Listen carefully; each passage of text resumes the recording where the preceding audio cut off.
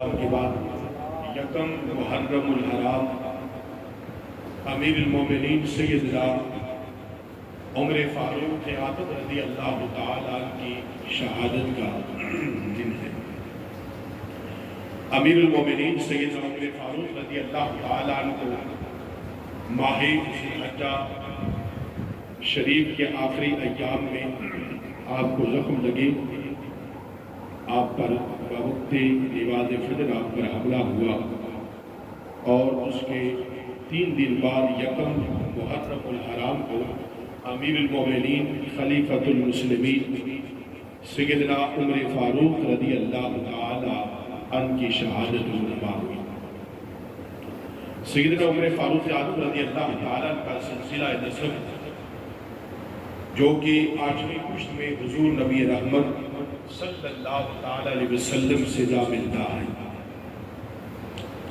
اسی طرح سے عمر فاروق اعظم رضی اللہ تعالی عمر بن خطاب بن عبد العزى بن رباح بن عبداللہ بن قرط بن رضا اور بن عدی بن قعب بن نوئی بن فہد اور بن مالک اہل عرب عموماً قبیلہ عدنان یا قحطان کی اولاد ہیں۔ عدنان کا سلسلہ حضرت اسماعیل علیہ نبینا علیہ السلام تک پہنچتا ہے، اور عدنان کے نیچے جو 11 پشتے ہیں جو فہد بن مالک بڑے صاحب اقتدار بزرگ گزرے ہیں، انہی کی اولاد قریش کے لقب سے مشہور ہے۔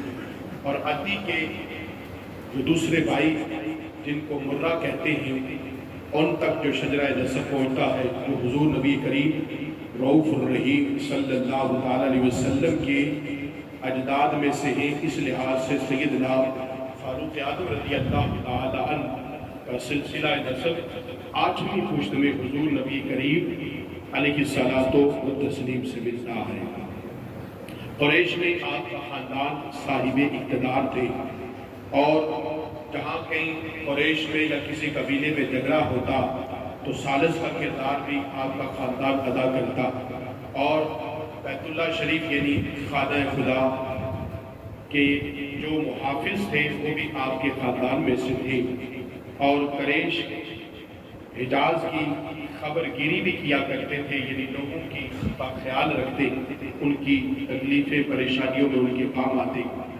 اور آپ کا خاندان اور سیدنا فاروق اعظم رضی اللہ تعالیٰ بھی بڑے تاجر تھے، کاروبار کرتے تھے، اور پوری دنیا میں اس وقت کئی ممالک میں آپ تشریف لے جاتے۔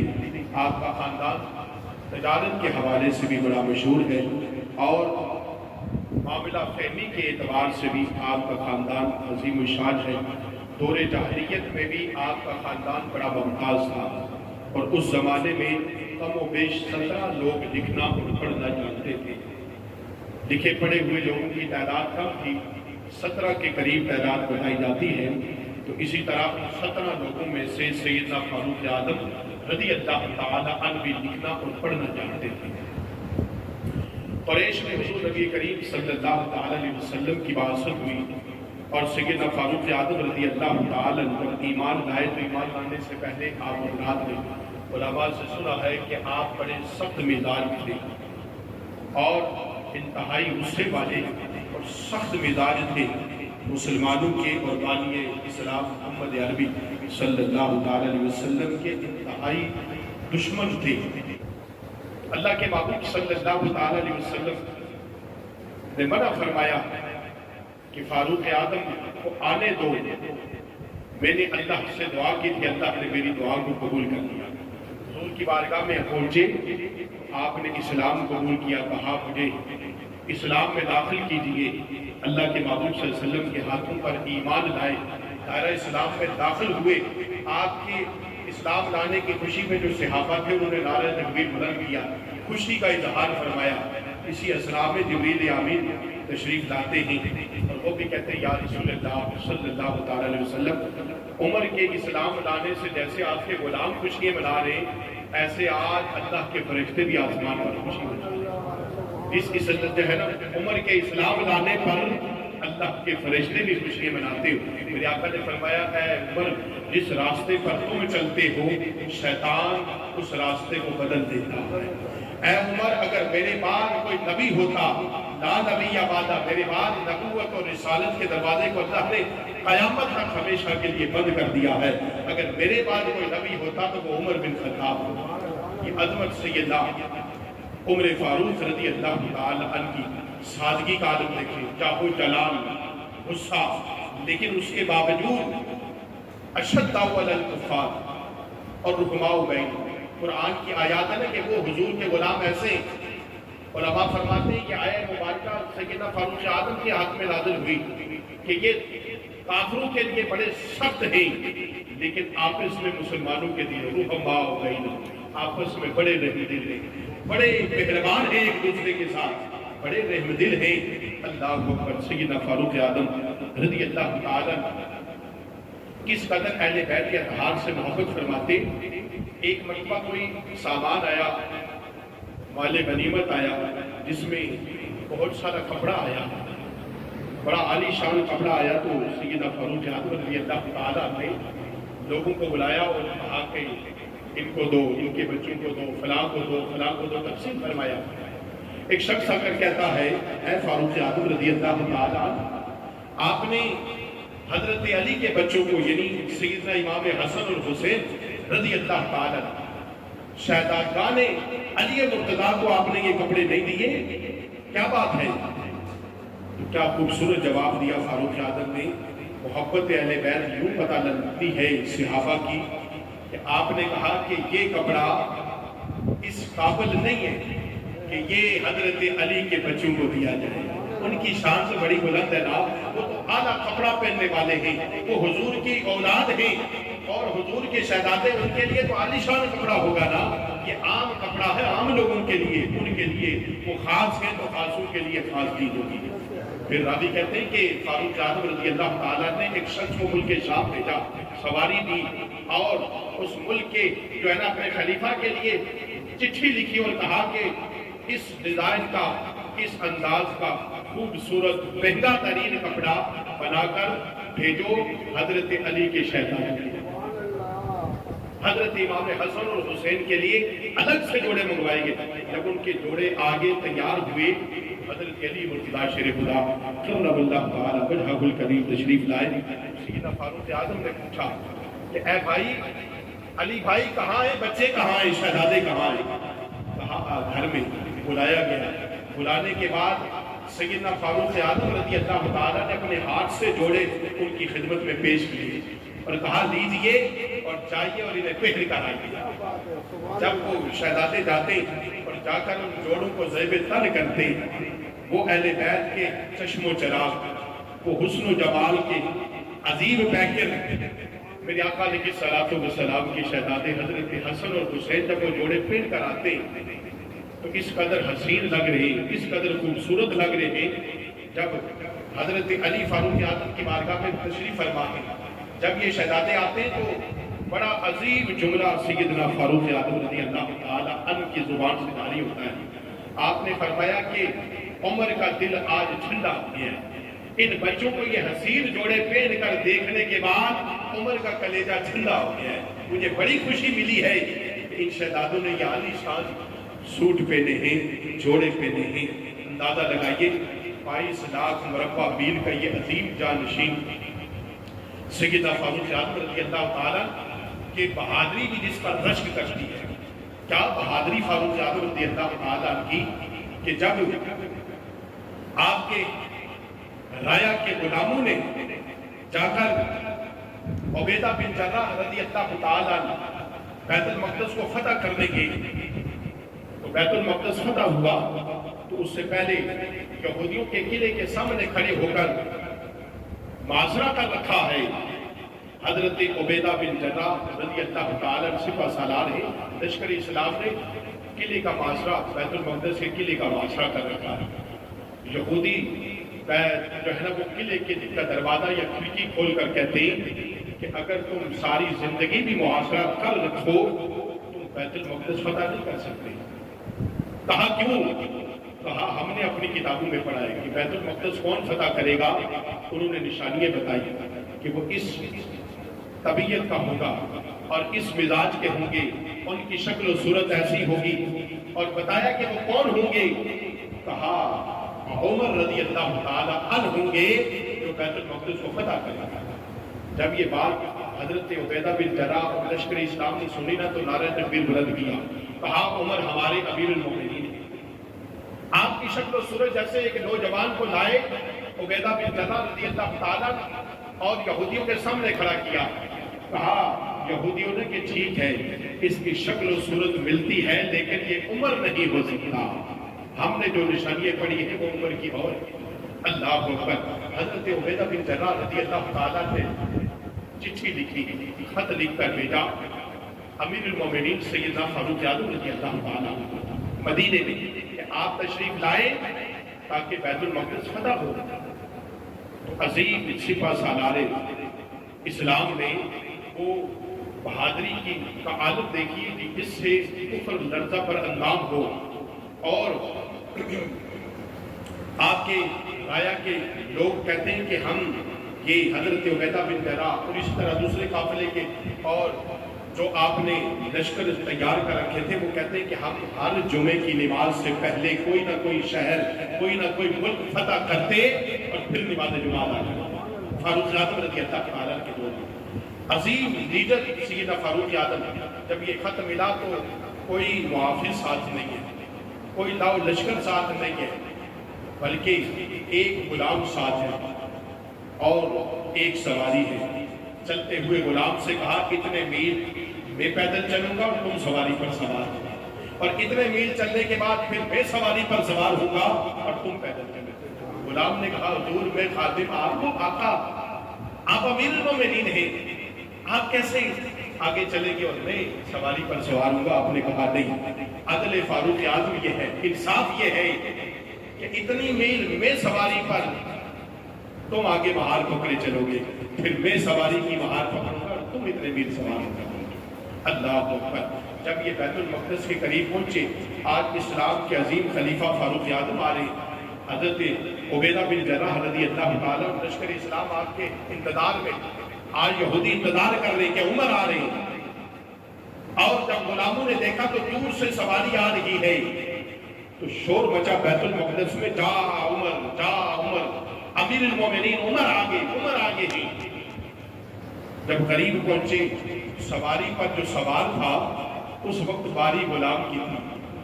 غلام نے کہا حضور سامنے یہودی کھڑے ہیں، آپ کا استقبال کیا جا رہا ہے. آقا میں عرض کرتا ہوں کہ آپ سواری پر سوار ہو جاؤ اور میں اس کی مہار پکڑوں تاکہ بیت المقدس میں شان کے ساتھ امیر المومنین داخل ہو. لیکن قربان جاؤں آپ کے قدموں پر سیدنا فاروق اعظم رضی اللہ تعالیٰ. آپ نے کہا نہیں، اب تیری باری ہے، سوار تم نے ہونا ہے. ادھر شور ہے، فاروق اعظم آگے. یہودی سواری والے کو دیکھ کر کہتے ہیں اے عبیدہ بن جراح یہ وہ نہیں ہے عمر جس کی تم آواز کر رہے ہو، یہ تو کوئی اور ہے. کہا اور نہیں ہے بلکہ سواری پر تو غلام سوار ہے، جس نے مہار پکڑی ہے وہ فاروق اعظم. اللہ اکبر. جب داخل ہوئے اس شان سے ہوئے کہ سیدنا فاروق اعظم رضی اللہ تعالیٰ جب تشریف لائے تو یہودیوں نے بغیر کسی مزاحمت کے اپنے ہاتھوں سے چابیاں پیش کر دی فاروق اعظم رضی اللہ تعالیٰ اور کہا کہ آپ اس کی چابیاں سنبھالیں. آپ کے زمانے میں بڑی بڑی فتوحات سیدنا فاروق اعظم رضی اللہ تعالیٰ عنہ کے زمانے میں ہوئی. ان میں عراق فتح ہوا، قادسیہ، شام، جلولہ، دمشق، حمص، یرموک، بیت المقدس اور کساریہ، جزیرہ، کردستان، عجم، مصر، آذربائیجان اور طبرستان، فارس، کرمان، سیستان اور مکران، اسکندریہ. اس کے علاوہ چھوٹے بڑے بے شمار ملک اور شہروں کو فاروق اعظم کے زمانے میں جو ہے وہ فتح کیا گیا. روم، شام اور ایران کی عظیم حکومتوں کو، عظیم الشان حکومتیں تھی یہ، روم کی، شام کی اور ایران کی. اس تخت کو الٹنے والے اور اسلام کا جھنڈا لہرانے والے سیدنا فاروق اعظم چند صحرا نشینوں اور بے سر و سامان مجاہدین نے اسلام کی وہ عظیم فتح اور کامیابی سیدنا فاروق اعظم رضی اللہ تعالی عنہ کی سربراہی میں حاصل کی، جس کی مثال نہیں ملتی۔ عدل و انصاف دیکھو، مساوات دیکھو، تو تاریخ میں کوئی ایسی مثال نہیں ملتی تو فاروق اعظم کے زمانے میں۔ غیر مسلموں کو یہ کہتا ہوا لوگوں نے سنا، اور غیر مسلم یہ کہتے تھے کہ مسلمانوں میں اگر ایک اور عمر پیدا ہو جاتا تو روح زمین پر کوئی غیر مسلم نہ ہوتا، ساری دنیا نہیں سمجھا۔ اس قدر عظمت و شان والے سیدنا فاروق اعظم رضی اللہ تعالی آپ نے بڑے بڑے محکمے آپ نے قائم فرمائے۔ بس یہ آخری سیدنا فاروق اعظم رضی اللہ تعالیٰ کے یہ جو کام کیے اس کے حوالے سے بات کرتے ہیں۔ مجلس سے آپ نے شورا قائم کی اور صوبہ جات اضلاع بندی آپ نے کی، صوبوں کے افسران اور عہدے آپ نے مقرر کیے، اسی طرح سے تنخواہیں اور وظیفے مقرر کیے، تحقیقاتی کمیشن قائم کیے، غیر مسلموں سے جو ہے وہ وصول کیا، ٹیکس ان سے لیا، اسی طرح سے جو ہے وہ فاروق اعظم رضی اللہ تعالیٰ نے زکوٰۃ کی وصولی کے نظام کو ترتیب دیا ہے، محکمہ قضا حج کا جو ہے وہ محکمہ قائم کیا ہے، اور اسی طرح سے افتاء کا محکمہ قائم کیا، پولیس کا محکمہ قائم کیا، نہر کا ایک جو ہے نا وہ محکمہ قائم کیا، نظام عدل کا محکمہ قائم کیا، فوج کے نظام کو قائم کیا، فوجیوں کی تنخواہیں مقرر کی، اسلامی تعلیم کے لیے مکتب قائم کیے۔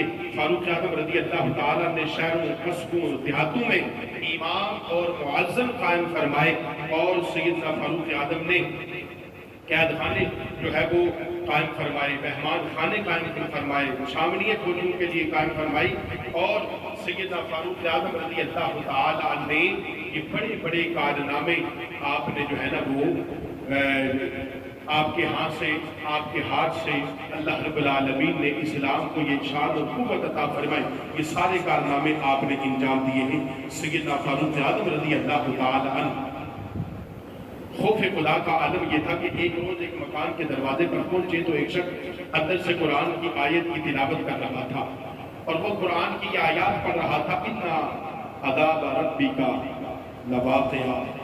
یہ سن کر سیدنا فاروق اعظم رضی اللہ تعالیٰ اونٹ سے اترتے ہیں اور دیوار سے ٹیک لگا لیتے ہیں، ٹیک لگائی دیوار کے ساتھ، اور آپ اتنے روئے کہ آپ بے ہوش ہو گئے۔ اور مفسرین کہتے ہیں کہ سیدنا فاروق اعظم اتنے روتے، اللہ کے خوف سے کہ دونوں آنکھوں کے ادھر سے آنسوں کے بہنے کے نشان سیدنا فاروق اعظم کے چہرہ مبارک پر نمایاں نظر آیا کرتے ہیں۔ کس قدر خوف خدا ہے۔ ایک دن آپ کہتے ہیں کہ میں مدینے سے باہر بستی میں نکلا رایا کی خبر گیری کے لیے، تو باہر نکلا تو مدینے کی بستی سے باہر سیدنا فاروق اعظم تشریف لے جاتے ہیں۔ سامنے ایک بوڑھی عورت کو دیکھا کہ کسی کام میں مصروف ہے، قریب گئے اور پوچھا کیا حال ہے، اپنا نہیں بتایا کہ میں امیر المومنین ہوں۔ بڑھیا نے جواب دیا اور ناراضگی کا اظہار کیا کہ میں کمزور ہوں، بیمار ہوں، پریشان ہوں، اور میری کوئی خبر گیری کرنے والا نہیں ہے، میں بیوہ ہوں، تنہا ہوں، لیکن یاد رکھ اے نوجوان، کل قیامت کا دن ہوگا، آج ہمارا امیر المومنین فاروق اعظم ہے، کل قیامت کا دن ہوگا، اللہ کی عدالت لگے گی، میں گریبان سے پکڑوں گی فاروق اعظم کو کہ ان کے ہوتے ہوئے میں پریشان ہوں۔ فاروق اعظم رضی اللہ تعالیٰ آپ نے بڑھیا سے کہا کہ بڑھیا، فاروق اعظم کام میں مصروف ہیں، انہیں تیری خبر نہیں ہو سکتی، ورنہ وہ آتے تمہارے پاس۔ کہا وہ کیسا بادشاہ ہے، کیسا امیر المومنین ہے کہ میں اس کی رائے میں اور مجھے میری خبر ہی نہیں ہے۔ کہا امیر المومنین فلاں کام میں مصروف ہے، فلاں کام میں مصروف ہے، اسلام کے پھیلانے کے لیے قافلے، جہاد کا کام، یہ کام، وہ کام، کہا سارے کام اپنی جگہ دیں، لیکن میں فاروق اعظم کو کل قیامت میں دیکھوں گا۔ کہا بڑھیا سے کہ بڑھیا فاروق اعظم کو معاف کر دیں، انہیں خبر نہیں ہوگی تیرے اس کام سے۔ کہا معاف نہیں کرتی، بڑی منت سماجت کی کہ چل ٹھیک ہے، میں تیری کچھ خدمت کرتا ہوں، اپنا یہ نہیں بتایا کہ میں امیر المومنین ہوں۔ کہا میں تیری کچھ خدمت کرتا ہوں، اس کے بدلے میں کچھ لے لے اور مجھے معاف کر دے۔ کیسے عظیم لوگ اور عظیم سیدنا فاروق اعظم کی ہستی، آپ اس کی منتیں کرتے ہیں امیر المومنین کہ مجھے معاف کر دے، امیر المومنین کی جگہ میں معافی مانگتا ہوں، انہیں خبر نہیں ہوگی، معاف کر دے تو امیر المومنین کو۔ फारूक आजम को माफ कर दें। कहती है ठीक है। 25 दिनार पर बात आ रुकी और कहा कि 25 दिनार ले लो और फारूक आजम को माफ कर दो। अब माफ करने के बाद फारूक आजम रज़ी अल्लाह तआला ने कहा कि देख बुढ़िया, बात यह है कि तुमने अमीरुल मोमिनीन को माफ कर दिया है, अब जरा हम इस तारीख को लिख लेते हैं। कल क़यामत के दिन अगर तूने रब की बारगाह में ये शिकायत की तो मैं रब की बारगाह में पेश करूंगा, बोला इसने माफ किया था, मैंने कीमत अदा की थी और इसने माफ कर दिया था। जब फारूक आजम के लिख रहे थे ना, तो हजरत अली मुर्तज़ा शेर खुदा रज़ी अल्लाह तआला ने एक और सहाबी, नाम मेरे ज़हन से निकला, आप तशरीफ लाए और अमीरुल मोमिनीन को सूरिया के पास बैठे हुए कुछ लिखते देखा तो कहा, सैयदना अली मुर्तज़ा शेर खुदा ने कहा, अमीरुल मोमिनीन क्या कर रहे हैं आप यहाँ? ये बात कहनी थी तो बुढ़िया डर गई। फारूक आजम के जाहो जलाल से, आपके गुस्से से लोग डरते थे। बुढ़िया डर गई, कहने लगी नहीं लूंगी मैं पैसे। आप अमीरुल मोमिनीन ने कहा नहीं, हमारा वादा हो। और इन दो सहाबा से कहा तुम भी आओ और इधर अपना इधर नाम लिखो, अपनी निशानी लगाओ। कहा क्यों अमीरुल मोमिनीन, बात तो हो गई। कहा न जाने कल क़यामत का दिन हो, हशर का मैदान हो, रब पूछ ले फारूक आजम कि क्या बात थी, तूने बुढ़िया का ख्याल न रखा तो मैं ये कागज पेश करूंगा और कहूंगा मेरा वादा हुआ था, बुढ़िया ने मुझे माफ कर दिया था। और ये गवाह मौजूद हैं जिनके सामने मेरा ये फैसला हुआ है। किस कदर खशियत इलाही, आखिरत का खौफ कितना है। अल्लाह अकबर, राया की खबर गिरी हो, अल्लाह अकबर, रात दिन हो सैयदा फारूक आजम रज़ी अल्लाह तआला अन्हु इस कदर आप मेहनत और कोशिश फरमाते, आप नया लिबास नहीं पहनते। और जब आपके विसाल का वक्त करीब आया तो आपने हजरत अब्दुल्ला को अपने बेटे को भेजा कि जाओ हजरत अम्मा आयशा सिद्दीक़ा रज़ी अल्लाह तआला अन्हा के पास और उनसे कहो कि अगर वो इजाजत दे तो मैं हुजूर के कदमों में मुझे दफन कर देना, मेरी कब्र मुबारक वहां बनाना। आपके बेटे जाते हैं, जाकर हजरत अम्मी आयशा रज़ी अल्लाह तआला अन्हा से कहते हैं कि अमीरुल मोमिनीन कहते हैं अगर आपकी इजाजत हो तो मुझे वहां रख दिया जाए।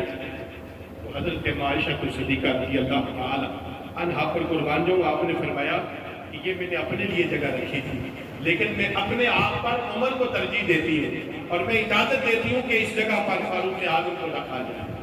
अल्लाह अकबर। और एक रिवायत में आता है कि फिर उसके बाद सैयदना फारूक आजम ने वसीयत फरमाई कि जब मेरा इंतकाल हो जाए, अभी तो मैं जिंदा हूँ, हो सकता है मेरे जिंदगी की वजह से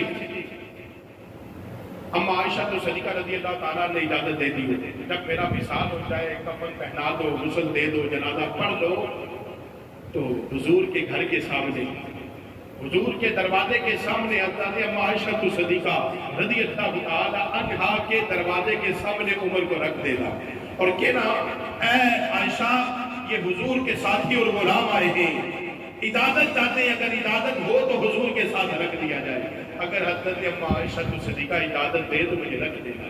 रावी कहते हैं यही बात हुई। फारूक आजम को गुस्ल दिया गया, कफन पहनाया गया, जनाजा अदा हुआ तो ले जाकर हुजूर के दर अनवर के सामने रख दिया गया। कहा ये गुलाम आया है, गुलाम रखा है और इल्तिजा करता है इजाजत हो तो हमें हुजूर के कदमों में रख दिया जाए। इजाजत हुई। हजरत अम्मा आयशा सिद्दीक़ा ने फरमाया मैंने तो पहले इजाजत अदा कर दी, पहले कह दिया था कि वहां दफन किया जाए। वो इज्जत और शान वाले सैयदना फारूक आजम रज़ी अल्लाह तआला अन्हु यकम मुहर्रम हराम को आपकी शहादत रूनुमा हुई। अल्लाह ताला हमें जीवी सहाबा इकराम की मोहब्बत और उनसे अपना ताल्लुक़ कायम करने की तौफीक अता फरमाए। अहले बैत अतहार से सच्ची और पक्की मोहब्बत अता फरमाए। हमारी एक आंख सहाबा और एक आंख अहले बैत अतहार है। अल्लाह ताला हमें दोनों की गुलामी नसीब फरमाए, दोनों की गुलामी में ज़िंदगी और दोनों की गुलामी में मौत नसीब फरमाए। अल्लाह ताला हक कहने की तौफीक अता फरमाए। इंशाअल्लाह हर रोज़ इसी तरह ये मुख्तसर महफिल पाक सालाना